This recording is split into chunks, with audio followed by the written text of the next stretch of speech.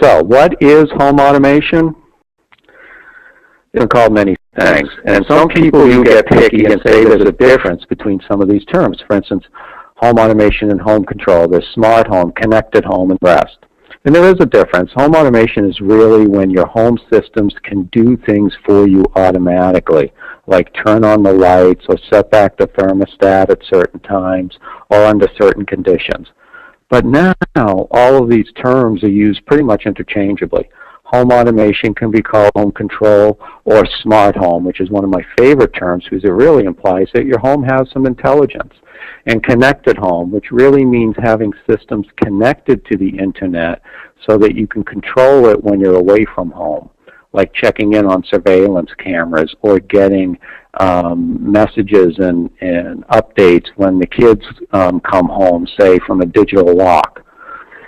Then we get into this thing called the Internet of Things, which I think really confuses and intimidates some people. You know, a lot has been written about the Internet of Things, but all you really need to know about it, I can tell you in about a minute. The Internet of Things is really is the result of an improvement known as IPv6 that is going on in the background of the Internet. You don't need to know a lot about it, except that it will provide billions more IP addresses on the Internet, like web addresses, so that virtually anything can be connected to the Internet. That's all it really is. Hence the term the Internet of Things, or what one of my journalism colleagues likes to call the Internet of Thingies. Now here's the thing about the Internet of Thingies, though. With vastly improved and affordable sensor technologies in everything from temperature sensors to moisture sensors, humidity sensors, pressure sensors, you name it, all of these things connected to the Internet can provide a lot of automation and trigger automated events in your home, in your businesses, even in your body. Yes, one of the advances of the Internet of Things could be sensors in your body, or perhaps every cell in your body being connected to the Internet. For healthcare, or what I call health scares, there are already connected toilets on the market that can monitor and report your health by analyzing, yes, your daily deposits. And thank God for the antiquated mess called our healthcare system, in which doctors are discouraged from adopting current technologies. Now, what the bleep is IFTT? It means if, this, then that, which is conditional programming. So your house could close the shades, for example, if the temperature reaches a certain point, or if it senses, if a light sensor, a photo sensor, detects a certain amount of light in certain rooms, or the kitchen lights can come on if the garage door opens. If this, then that has previously been restricted to really expensive home automation systems that needed to be programmed by experts and that only millionaires could afford. But now it's being introduced in all sorts of products that you can even program yourself into do-it-yourself home automation system. So watch for a lot more of IFTT, LOL. And here's the thing, though. Anything connected to the Internet of Things still needs to be connected. So it's not like, you know, some people believe, oh, the Internet of Things, all of a sudden everything's going to be connected and everyone's going to know everybody's business and everyone's going to know everything about me. That's not true. It needs to be connected to the Internet, either wired or wirelessly. So what kind of automation can be in the home? Everything from simple light dimming to security to digital door locks, webcams, audio video, HVAC, energy, and one can cause a change in the other. For instance, motorized shading being affected by light levels or temperatures via sensors. We are seeing more water control through automation, such as automated irrigation systems, and perhaps now even more gray water and water recycling. And what about connected appliances? They're on the market and will likely evolve into more useful and energy-saving home tools. Now, all of these systems can be interconnected and controlled, but if you don't have an interface to control it, what's the worth of it, right? So here's where smartphones come in. They have been the biggest driver of home automation, perhaps, and home control, smart home, whatever you want to call it, in becoming more accessible and affordable. Smartwatches have also been developed to control your home. from Apple and other companies, and you do not want to disregard this because there's a big marketing push behind it, and people may find it more convenient to tap a little button on a watch instead of digging an iPhone out of a pocket to control their house. Now, the golden rule of home automation, keep it simple, right? The KISS rule. You want ease of use all throughout the process. Not only does it have to be simple and easy to use for homeowners, but home builders need it to be easy to install. You need to create an easy way to present and sell it, so ultimately it's easy for everyone. But anything simple and easy on the outside usually requires a lot of work, complexity behind the scenes.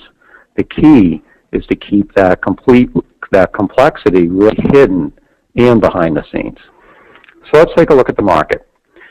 Lots of studies have been done. There are lots of numbers, and here are some key ones to consider.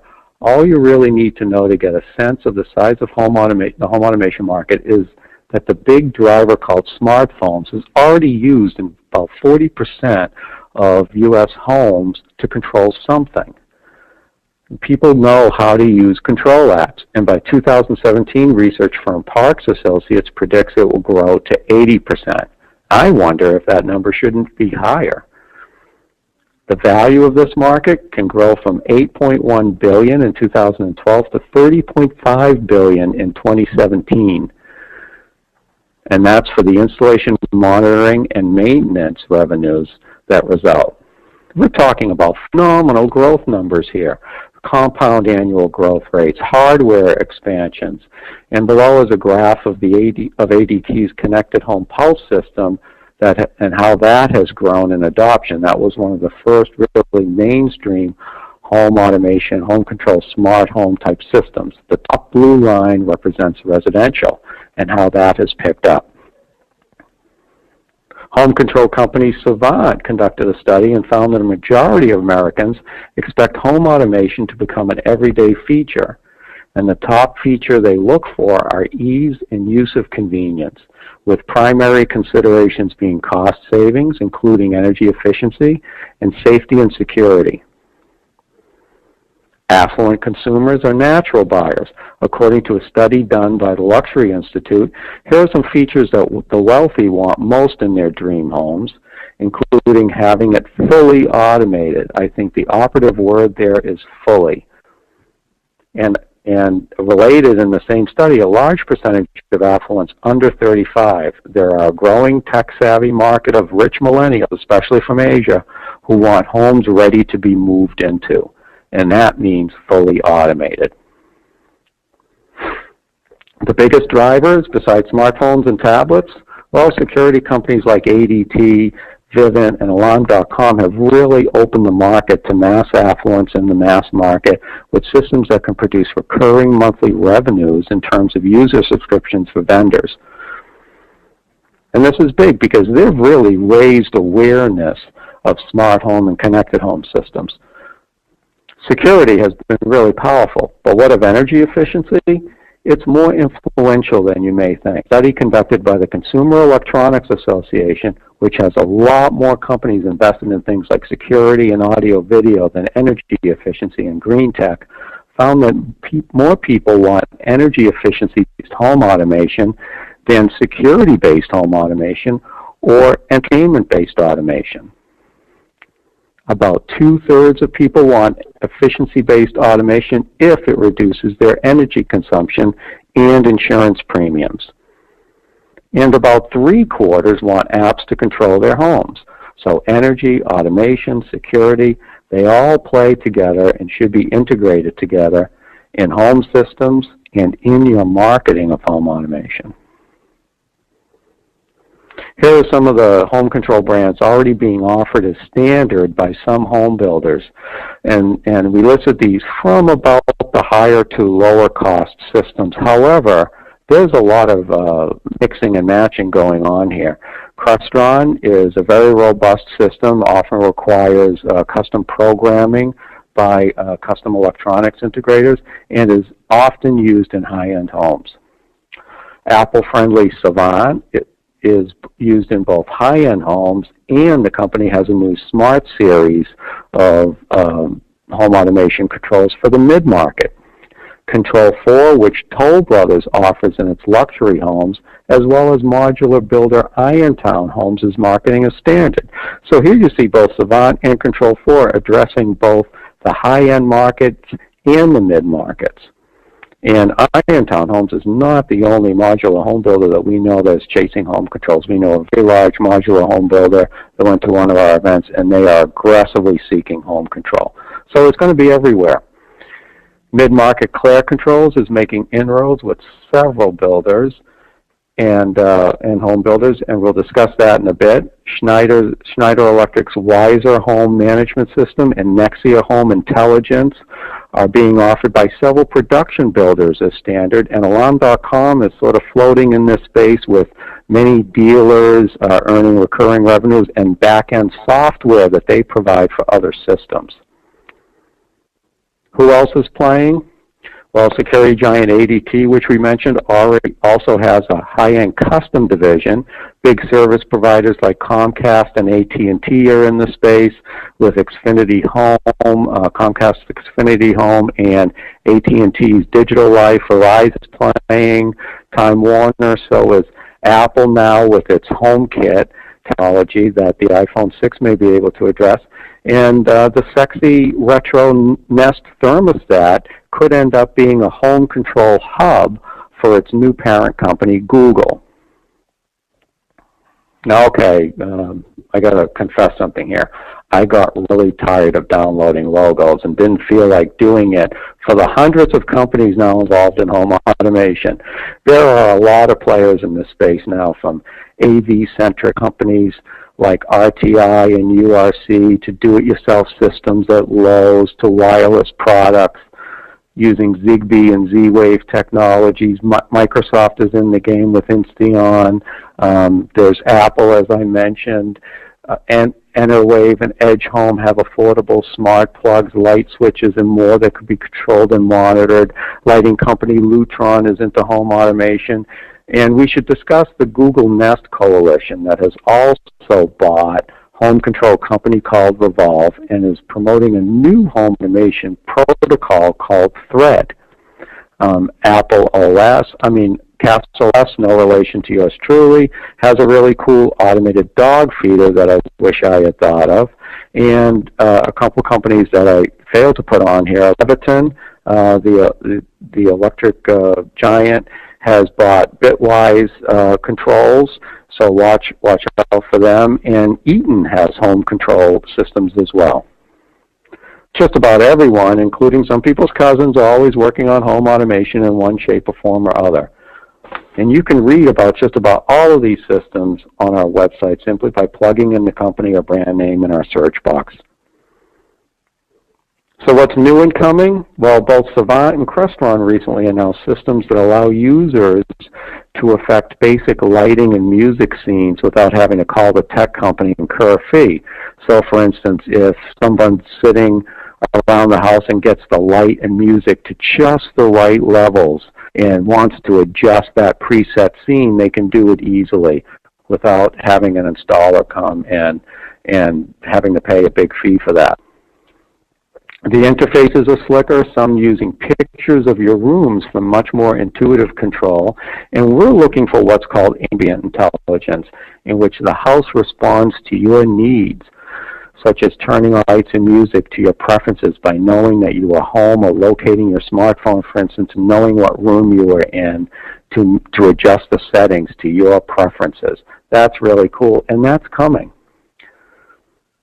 And that's something else that we're really going to address in our buzz this week. So, some examples of home builders using home automation as standards.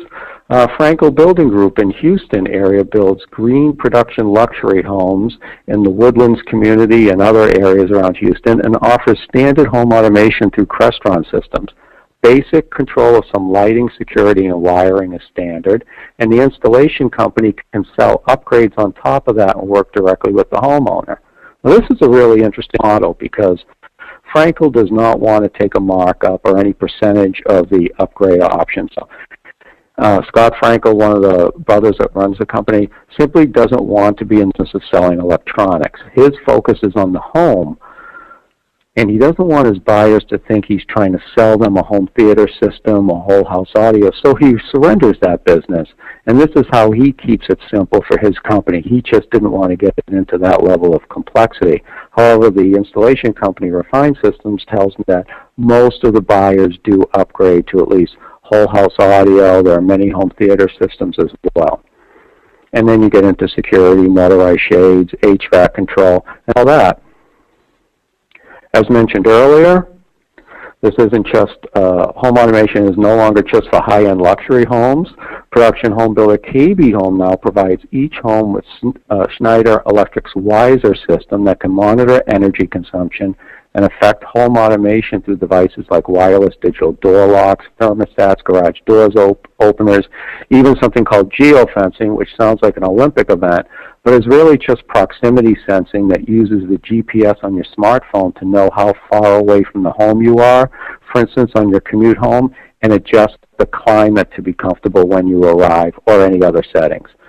In the photo, the energy monitoring meter is shown on a TV, and KB uses this monitoring for its green initiatives and to drive net zero homes that produce all their own energy so homeowners can better control their energy consumption.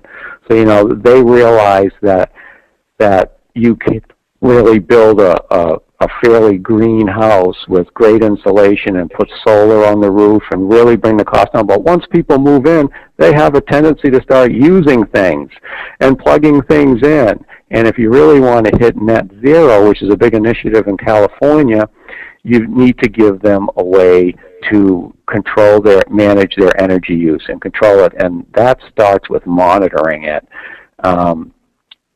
So people know how much energy they are using. A funny thing happens when you monitor energy. Studies show that within a couple of weeks, energy use drops by about 15% because people realize just how much energy they're using.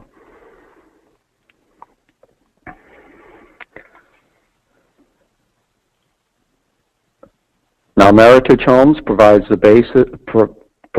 very basic Nexia systems as standard with a thermostat and a bridge that serves as a hub of sorts. And home builders can purchase other devices to connect to the system through online retailers. Meritage, too, is very interested in an energy monitoring capability that can be added to Nexia. And I find it very interesting that two large home building pioneers in the use of standardized home control and automation systems did so primarily for energy-related purposes. So here we are again. Energy can drive this as well as security and audio-video and other systems. So as you may know, Tech Home Builder hosts conferences for home builders, and at our inaugural Tech Home Builder Summit in March, smart home was a hot topic, and we got a little disruptive with it. So much so that several home builders attending later forged deals with control companies like Claire Controls and Savant. It also just hosted a very successful Tech Home Builder Lux for luxury home builders, and we expect several more deals to come out of that, even for affordable systems like Enerwave, which sells energy reading and controllable switches and plugs and a whole host of products like that. Lennar's deal with Savant is for a trial in its landmark MDU development in Doral, Florida, featuring mid-market luxury condos, some with boomerang baby suites for tech-savvy millennials. And here's what they're offering, and we expect to see a lot more home automation standards such as this. So the Savant system can work with the thermostats and lighting circuits, the alarm system, a camera, and of course upgrade packages are available. Landmark Home USA, this is Canada-based Landmark Group's first U.S. development in Scottsdale, Arizona, and that will cater to urban-centric, downsizing, empty nesters who are hungry for green, gourmet, and healthy living, and will come equipped with smart home automation systems from Claire Controls with 4 upgrade packages covering energy efficiency, security, lighting, entertainment. The list on the left is what will be standard, minus the options. and including, I think this is important, a 28-inch in-wall structured wiring panel where all the processors for the home control, even whole house music, can reside out of sight. That's really simplifying it. And now we come to Tucson area home builder Pepper Viner, which is trying out Claire controls in its 10-home Stonebridge in the Foothills subdivision that recently opened. The standard smart home systems will operate 2 zones of stereo speakers for multi-room audio, 2 lighting dimmers and thermostats, and connect to door contacts on exterior doors. It will come with an iPad mini and dock to control the systems, with optional upgrade packages for lighting, entertainment, and security. Homes will also come with a Wi-Fi router. Now, our guest, Chad Williams, the COO of Pepper Viner. And Chad, can you tell us how Pepper Viner came to the decision to offer home control systems and what you're hoping to get out of it? Sure. Well, here in Tucson, we were one of the leaders in green build when it first came out. And it was not much of a tagline at that time that everyone was using it, particularly from the builder standpoint. And then now, if you look at the market, it's very saturated, and we knew we needed that next step, that next thing to set us apart. And we started looking at it, but again, like you showed in the slides, there's so many people that were getting into this, Lowe's, I mean, Office Depot and stuff like that. They're putting stuff out there. We didn't know where to go. And what was interesting is when we went to the Tech Home Builder Summit in, was it February, March? When we went, it was kind of an eye-opener for us in terms of what direction we wanted to go. And we wanted to make it a part of the home, make it included. It's not something that's at least the base for it. We didn't want to make it as an optional feature. It had to be built into the home. And that was really what was critical for us, because I didn't want it to look like an aftermarket product. Now, you have said to us that you really aren't interested in making money on it now, but you want to use this for what? Well, so here's the thing. We wanted to make it included, and we're actually going to include some type of package similar to this moving forward. And we want to become known as the builder that, you know, integrates, that brings technology to home ownership. I'm not looking to make money on it because I need to make it included in all of our homes. You know, working with the integrator, working with Claire Controls, even giving them our vision of what we wanted to do. I really wanted to drive that initial cost for me as the builder down.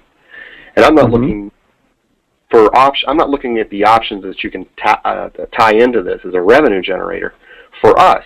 However, because I'm trying to drive the cost down for me, that's where the integrator can make money. And the biggest thing is, now everyone carries a smartphone. Pretty much anyone that walks in, they're going to buy something. They Google it to see if they can get it for a less expensive price.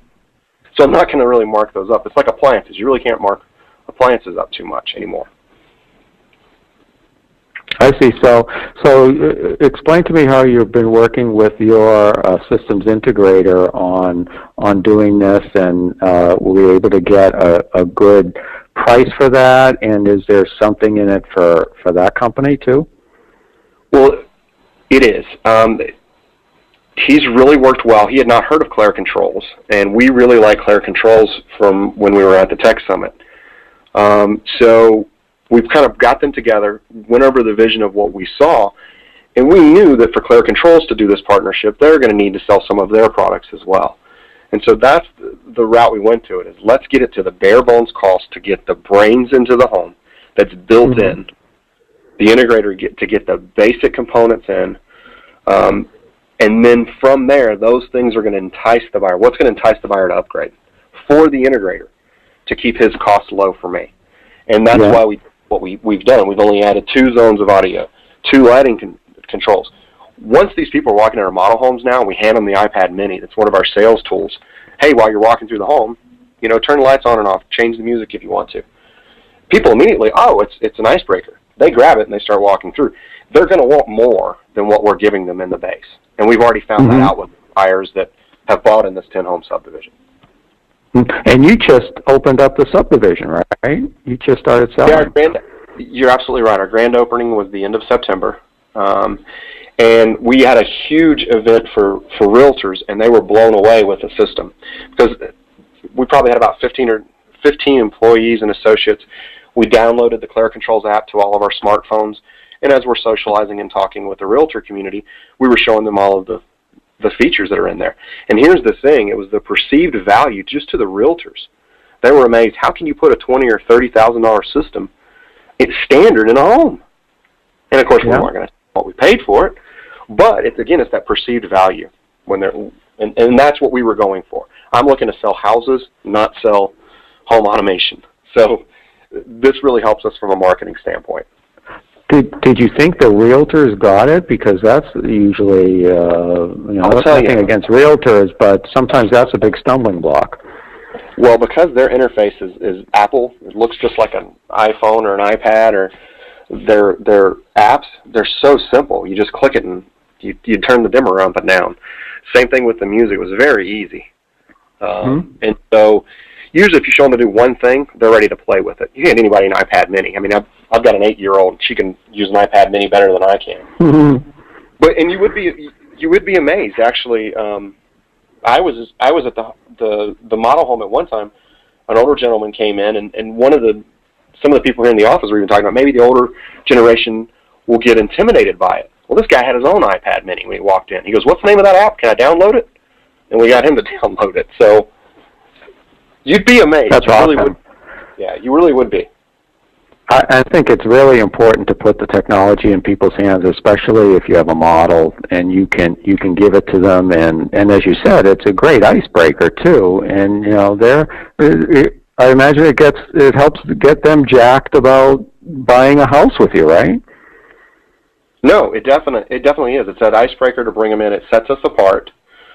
We actually, in our model home, we put cameras. So that's really unique whenever they can see, the cameras that they can see. Oh, wait a minute, when the kids come home, I can see them when they get home? Yes. It's really unique. You can do all this technology that a lot of people didn't realize was possible, or they thought it was too difficult, or that they could never afford it. Right, and here's what's really unique about it. I didn't know we would get as much positive feedback on this and people would pick up on it. But the Wi-Fi router, if you think about it, everybody gets a Wi-Fi router. Well, our homes, we have a 4,100 square foot home. We ensure that the router, you're going to have Wi-Fi in every room in that house. And that was pretty big to some people, which was unique. Now, we don't obviously give them internet service, but we put the router in to make sure that they're covered throughout the home. I think that's important too, because who wants to move into a house and the first thing you have to do is set up your router? Exactly. Well, and it's that whole built-in thing. Yeah. Well, that's great, Chad. Actually, Chad, I'm just going to go away from you for a minute, but we're going to come back, and I want to describe what Copperleaf Homes is doing as well. Nearly all the home builders who have adopted home automation as standard, like Chad tell us, they're not doing it necessarily to make more money, but to differentiate their products from their competition, although that ultimately will make you more money selling more homes. And this is certainly true of our next home builder, Copperleaf Homes, who with basic Crestron systems as standard is about the only builder in the Colorado Springs area doing this. However, just like some home builders who are offering basic solar packages, the potential for option sales through upgrades is tremendous. Some builders will put 2 kilowatts of solar on a roof, and people see it and go, okay, yeah, but I want more. So Steve Neary, the president of Copperleaf, reports a 75% take rate on options such as audio-video control, security, and motorized shading, with an average of $35,000 in low-voltage option sales per home. So it can be a moneymaker with margins. And he is making margins of, he charges between 25 and 35% on all automation and technology options. Copperleaf is doing what it calls production custom homes, building 100% custom homes, but by implementing production home systems and processes to grow from 56 homes built and sold this year to a planned 100 next year. These are not spec homes. Again, they're fully 100% custom homes. And Copperleaf, says that the technology is vitally important for this. I'll read what Steve Neary sent us. Steve couldn't join us today because of a late conflict, but he said that it is a fundamental reason for our current growth and expecting 50 to 100% growth in 2015. And we also asked him, what was the biggest challenge in implementing this? And he said the greatest challenge for selling and including automation is teaching our suppliers and installers to sell in a manner that is easy for our buyers to understand and get behind. So in other words, sometimes the integrators and installers can be a little techy, and you need them to really focus on the lifestyle. Steve says, we are currently undergoing a program where we teach our suppliers how to convey the technology automation message in a manner that shows our buyers how it will improve their standards of living, energy consumption, and overall quality of life. And he's also very big on keeping it simple. I think that's vital. I don't think we have to cover that too much more. And one thing that Copperleaf does as well is they give, like Pepper Viner, they give their buyers an iPad on contract. And Steve said, with our company giving buyers an iPad on contract, it has been a very valuable tool. It gets them excited about the tech and automation of their new home. They get to follow the process electronically. The contract, pricing summary, all change orders, the schedule, warranty docs are all done electronically from start to finish through the building software we use called BuilderTrend, and we load it onto the iPad from the start. This becomes a really fun way to get buyers involved in the technology and start to imagine the possibilities for their new homes. And I know, Chad, you've seen this as well as you've discussed, and are you experiencing any challenges in conveying things about the technology to some of your buyers? No, actually. I try to do a really good job of educating our sales associates and getting them very comfortable and very familiar with the product, but in a very simplistic way. And that's what I think has paid off for us, because we're trying, just like you said, we're trying to make it as simple as possible, and I think that's really helped us out. So no, we're not actually getting any. Every now and then you'll get someone that comes, I don't know anything about those. But once you hand them the iPad, it goes a lot more smoothly than you would anticipate. Mm-hmm. It wouldn't want to grab it. Yeah, and Chad, where are you going to go from here? Do you think you're going to implement home automation in other subdivisions and communities that Pepper Viner does? Actually, we do. We've got a 56-home community that probably will start production hopefully middle of second quarter, and that will have some type of system similar to with Claire controls, but maybe a different type of package, and it will come inclusive with that.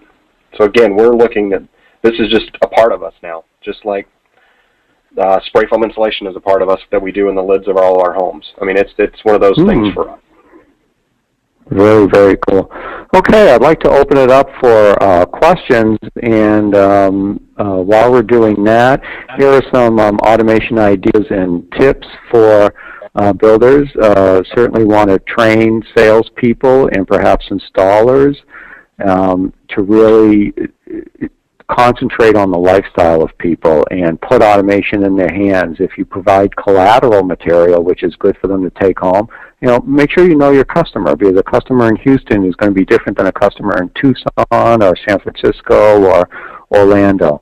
A great idea to provide lifestyle questionnaires or even informal questionnaires. So you want people to you want to know what they want to have happen, say, when they wake up in the morning. Do they want the lights to rise and the music to come on? Do they want things to happen in the master bathroom?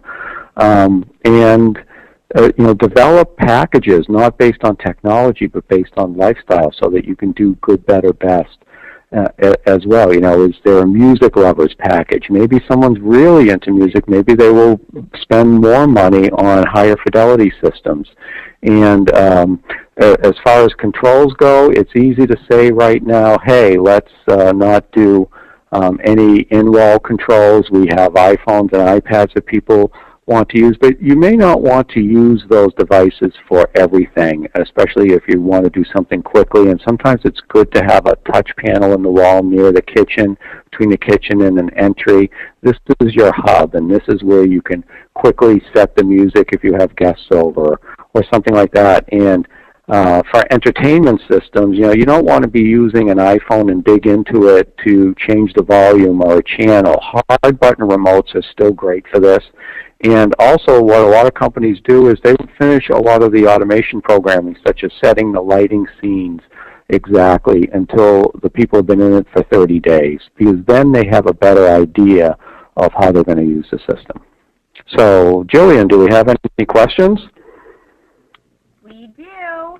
Our first question is, are there water sensors that will send alerts for water leaks at key locations that you know about, Steve?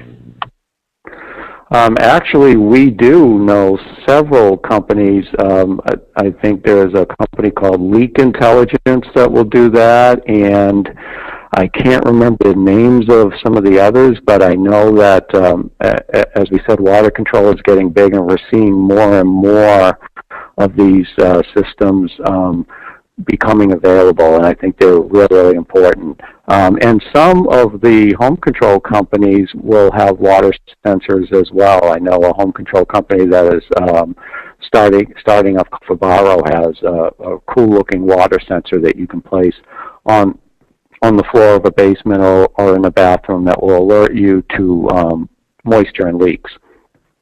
But we can get back to you with more of those companies that do that. That's great. Yeah, we have some people just chatting, talking about companies like Waterbug, and Wally may also be companies to look into for that solution. Another question is, what are the builders investing for starter packages with companies like Claire Controls and Crestron? And maybe Chad could answer this question. Chad? Well, for the package that we've got together, we're staying under $5,000 for it, and that's where whenever I mentioned when I was speaking earlier, the perceived value is a lot higher than what I'm putting into the product. So we're a little under $5,000. And again, that could be rolled into the mortgage. Right. I mean, and for me, I mean that was an easier pill to swallow than what we originally thought it was going to be, and that was unique for us. And again, it took a lot to get our integrator to see that vision as to where it can go, because it's going to get a lot more of their products in there. Is he aboard now with Claire Controls and? Oh, absolutely. I've already, one of our other subdivisions, yeah. I'm making it standard there.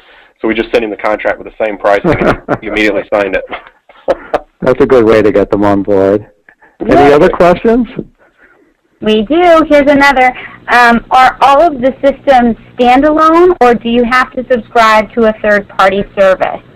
Ooh, that's a good question. Well, I think there's a mix of them. You can do standalone systems, or I guess what you would call standalone systems, if you mean the systems like Crestron and Savant and Claire Controls and Control4.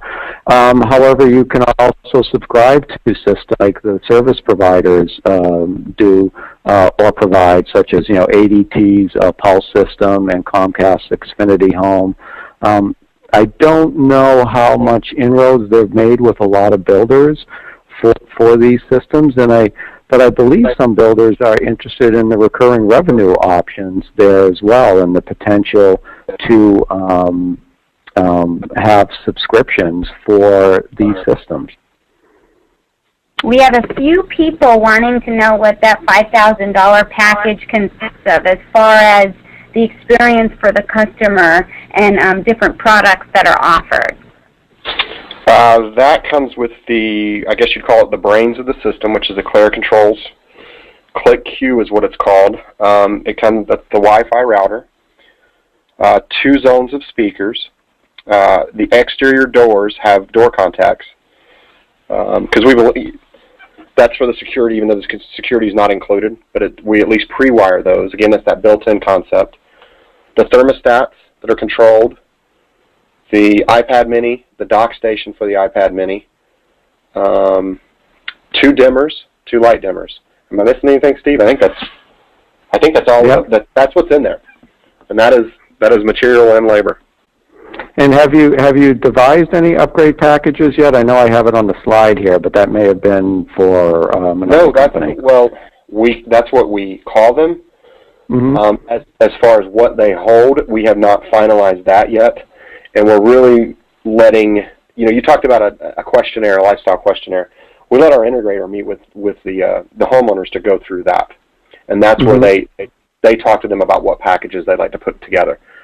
Do they like music? If they do, he walks them through all of the components they could add to the system. All right. Well, hey, everyone, thank you so much for joining our webinar today, our webcast, and there's my contact information. Hey, that's not me. Turned into a robot. There I am. Feel free to get in touch with us and ask us any more questions. And Chad, thank you very much for being here, and thank you, everyone, attending. We hope you have a great day.